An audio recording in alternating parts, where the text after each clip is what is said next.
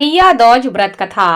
नमस्कार भाइयों बहनों, जय माँ गायत्री। आप सभी का मेरे यूट्यूब चैनल शुभकर्मा ही अष्टमी में स्वागत है। आज की इस वीडियो में सुनेंगे भैया दूज व्रत की कथा। एक बुढ़िया माई थी, उसके 7 बेटे और एक बेटी थी। बेटे की शादी हो चुकी थी। जब भी उसके बेटे की शादी होती, फेरों के समय एक नाग आता और उसके बेटे को डस लेता था। बेटे की मृत्यु हो जाती और बहू विधवा हो जाती। इस तरह के 6 बेटे मर गए। 7वें की शादी होनी बाकी थी। इस तरह अपने बेटों के मर जाने के दुख से बूढ़ी माई रो रो कर अंधी हो गई थी। भाई दूज आने को हुई तो भाई ने कहा कि मैं बहन से तिलक कराने जाऊंगा। माँ ने कहा ठीक है। उधर जब बहन को पता चला कि उसका भाई आ रहा है तो वह खुशी से पागल होकर पड़ोसन के घर गई और पूछने लगी कि जब बहुत प्यारा भाई घर आए तो क्या बनाना चाहिए। पड़ोसन उसकी खुशी को देखकर जल भुन गई और कह दिया कि दूध से रसोई लीप ले, घी में चावल पका। बहन ने ऐसा ही किया। उधर भाई जब बहन के घर जा रहा था तो उसे रास्ते में सांप मिला। सांप उसे डसने को हुआ। भाई बोला, तुम मुझे क्यों डस रहे हो? सांप कहने लगा, मैं तुम्हारा काल हूं और मुझे तुमको डसना है। भाई बोला, मेरी बहन मेरा इंतजार कर रही है। मैं जब तिलक कराकर वापस लौटूंगा तब तुम मुझे डस लेना। आपने कहा, भला आज तक कोई अपनी मौत के लिए लौट के आया है जो तुम आओगे? भाई ने कहा, अगर तुझे यकीन नहीं है तो तू मेरे झूले में बैठ जा। जब मैं अपनी बहन के तिलक कर लूं तब तू मुझे डस लेना। सांप ने ऐसा ही किया। भाई बहन के घर पहुंच गया। दोनों बड़े खुश हुए। भाई कहने लगा, बहन जल्दी से खाना दे, बड़ी भूख लगी है। बहन कहने लगी, क्या करें, ना तो दूध की रसोई सूखे ना ही घी में चावल पके। भाई ने पूछा, बहन इतनी देर क्यों लग रही है? तू ऐसा क्या पका रही है? तब बहन ने बताया कि ऐसे ऐसे मैंने किया है। भाई कहने लगा, अरे पगली, कहीं घी में भी चावल पके हैं या दूध से कोई रसोई लीपता है? गोबर से रसोई लीपी जाती है, दूध में चावल पकाए जाते हैं। बहन ने ऐसा ही किया। खाना खा के भाई को बहुत जोर की नींद आने लगी। इतने में बहन के बच्चे आ गए और कहने लगे, मामा मामा हमारे लिए क्या लाए हो? भाई बोला, मैं तो कुछ नहीं लाया। बच्चों ने वह झूला ले लिया जिसमें वह सांप था। जैसे ही उसे खोला उसमें से हीरे का हार निकला। बहन ने कहा, भैया तूने बताया नहीं कि तू मेरे लिए इतना सुंदर हार लाए हो। भाई बोला, बहना तुझे पसंद है तो तू ले ले, मुझे हार का क्या करना। अगले दिन भाई कहने लगा, अब मुझे जाना है, मेरे लिए खाना रख दे। बहन ने उसके लिए लड्डू बना के एक डब्बे में रख दिए हैं। भाई कुछ दूर जाकर थक कर एक पेड़ के नीचे सो गया। उधर बहन के जब बच्चों को बहुत भूख लगी तो माँ से कहा कि खाना दे दो। माँ ने कहा, अभी बनने में देर है। तो बच्चे कहने लगे, जो मामा का रखा है वही दे दो। तो वह बोली कि लड्डू बनाने के लिए बाजरा पीसा था, वही बचा पड़ा है, चक्की में जाकर खा लो। बच्चों ने देखा कि चक्की में तो सांप की हड्डियां पड़ी हैं। यही बात माँ को आकर बताई तो वह बावड़ी सी होकर भाई के पीछे पीछे भागी। रास्ते भर लोगों से पूछती है कि किसी ने मेरा गैल बाटोई देखा है, किसी ने मेरा बावड़ा सा भाई देखा है। तब एक ने बताया कि कोई लेटा तो है जो पेड़ के नीचे मुझे मिला था, देख ले कहीं वह तेरा भाई तो नहीं है। वह भागी भागी पेड़ के नीचे पहुंची, अपने भाई को नींद से उठाया। भैया भैया, कहीं तूने मेरे लड्डू को तो नहीं खाया। भाई कहने लगा, ये ले तेरे लड्डू, नहीं खाए मैंने। ले दे के लड्डू ही दिए थे, उसके भी पीछे पीछे तू यहाँ तक आ गई। बहन बोली, नहीं भाई, तू झूठ बोल रहा है, जरूर तूने खाया है। अब तो मैं तेरे साथ चलूंगी। भाई बोला, तू ना मान रही है तो चल फिर। चलते चलते बहन को प्यास लगती है। वह भाई से कहती है कि मुझे पानी पीना है। भाई कहने लगा, अब मैं यहाँ तेरे लिए पानी कहाँ से लाऊं? दूर दूर तक कहीं भी पानी नहीं दिखाई देता। दूर कहीं चील उड़ रही है, चली जा, वहां शायद तुझे कुछ पानी मिल जाए।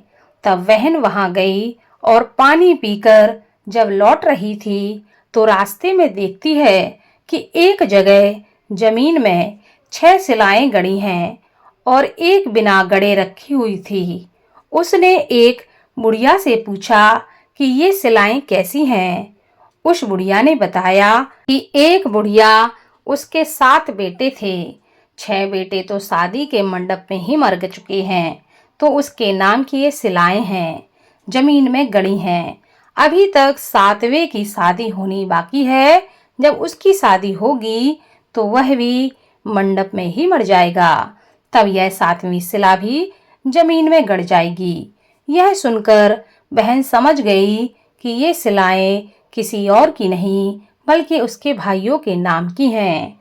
उसने उस बुढ़िया से अपने 7वें भाई को बचाने का उपाय पूछा। बुढ़िया ने उसे बतला दिया कि वह अपने 7वें भाई को कैसे बचा सकती है। सब जानकर वह वहां से अपने बाल खुले करके पागलों की तरह अपने भाई को गालियां देते हुई चली आई। भाई के पास आकर कहने लगी, तू तो जलेगा, कुटेगा, मरेगा। भाई उसके ऐसे व्यवहार से चौंक गया, पर उसे कुछ समझ नहीं आया। इसी तरह दोनों भाई बहन माँ के घर पहुंच गए। थोड़े समय के बाद भाई के लिए सगाई के संबंध आने लगे। उसकी शादी तय हो गई। जब भाई को सेहरा पहनाने लगे तो वह बोली, इसको क्यों सेहरा बंधेगा? सेहरा तो मैं पहनूंगी, ये तो जलेगा और मरेगा। सब लोगों ने परेशान होकर सेहरा बहन को दे दिया। बहन ने देखा उसमें कलगी की जगह सांप का बच्चा था। बहन ने उसे निकाल कर फेंक दिया। अब जब भाई घोड़ी चढ़ने लगा तो बहन फिर बोली, ये घोड़ी पर क्यों चढ़ेगा? घोड़ी पर तो मैं बैठूंगी, ये तो जलेगा, मरेगा। इसकी लाश को चील कौवे खाएंगे। सब लोग बहुत परेशान होकर देखने लगे। सब ने उसे घोड़ी पर चढ़ने दिया। अब जब बारात चलने को हुई तब बहन बोली, ये क्यों दरवाजे से निकलेगा? ये तो पीछे के रास्ते से जाएगा। दरवाजे से तो मैं निकलूंगी। जब वह दरवाजे के नीचे से जा रही थी तो दरवाजा अचानक गिरने लगा। बहन ने एक ईंट उठाकर अपनी चुनरी में रख ली। दरवाजा वहीं के वहीं रुक गया और सब लोगों को बड़ा अचंभा हुआ। रास्ते में एक जगह बारात रुकी तो भाई को पीपल के पेड़ के नीचे खड़ा कर दिया। बहन कहने लगी, ये क्यों छांव में खड़ा होगा? ये तो धूप में खड़ा होगा, छांव में तो मैं खड़ी होगी। जैसे ही वह पेड़ के नीचे खड़ी हुई, पेड़ गिरने लगा। बहन ने एक पत्ता तोड़कर अपनी चुनरी में रख लिया। पेड़ वहीं के वहीं रुक गया। अब तो सबको विश्वास हो गया कि ये बावली कोई जादू टोना सीख कर आई है, जो बार बार अपने भाई की रक्षा कर रही है। ऐसे करते करते फेरे का समय आ गया। जब दुल्हन आई तो उसने दुल्हन के कान में कहा, अब तक तो मैं तेरे पति को बचाती रही, अब तू ही अपने पति को और साथ ही अपने मरे हुए जेठों को बचा सकती है। फेरे के समय एक नाग आया। वो जैसे ही दूल्हे को डसने को हुआ, दुल्हन ने उसे एक लोटे में भर के ऊपर से प्लेट से बंद कर दिया। थोड़ी देर बाद नागिन लहर लहर करती आई। दुल्हन से बोली, तू मेरा पति छोड़। दुल्हन बोली, पहले तू मेरा पति छोड़। नागिन ने कहा, ठीक है, मैंने तेरा पति छोड़ा। दुल्हन, ऐसे नहीं, पहले 3 बार बोल। नागिन ने कहा, मैं 3 बार कहती हूँ। फिर बोली, अब मेरे पति को भी छोड़ दे। दुल्हन बोली, एक मेरे पति से क्या होगा? ने बोलने के लिए जेठ भी तो चाहिए। एक जेठ भी छोड़। नागिन ने जेठ के भी प्राण दिए। फिर दुल्हन ने कहा, एक जेठ से लड़ाई हो गई तो एक और जेठ होना चाहिए। वो विदेश चला गया तो तीसरा जेठ भी छोड़। इस तरह एक एक करके दुल्हन ने अपने 6 जेठ जीवित करा लिए। उधर रो रो कर बुढ़िया का बुरा हाल था। अब तो मेरा 7वां बेटा भी बाकी बेटों की तरह मर जाएगा। गांव वालों ने उसे बताया कि उसके 7 बेटा और बहुएं आ रहे हैं। तो बुढ़िया बोली, अगर यह सच हो तो मेरी आंखों की रोशनी वापस आ जाए और मेरे सीने से दूध की धार बहने लगे। ऐसा ही हुआ। अपने सारे बहू बेटों को देखकर वह बहुत प्रसन्न हुई और कहने लगी, यह सब तो मेरी बावली ने किया है। कहाँ है मेरी प्यारी बेटी? सब बहन को ढूंढने लगे। देखा तो वह भूसे की कोठरी में सो रही थी। जब उसे पता चला कि उसका भाई सही सलामत है तो वह अपने घर लौट गई। उसके पीछे पीछे सारी लक्ष्मी भी जाने लगी। बुढ़िया ने कहा, बेटी, पीछे मुड़ के देख, तू सारी लक्ष्मी ले जाएगी तो तेरे भाई भाभी क्या खाएंगे? तब बहन ने पीछे मुड़ के देखा और कहा, जो माँ ने अपने हाथों से दिया है वह मेरे साथ चल। उसके अलावा बाकी जो कुछ है वह सब भाभी भैया के पास रहे। इस तरह एक बहन ने अपने भाई की रक्षा की। यह थी भैया दूज की व्रत कथा।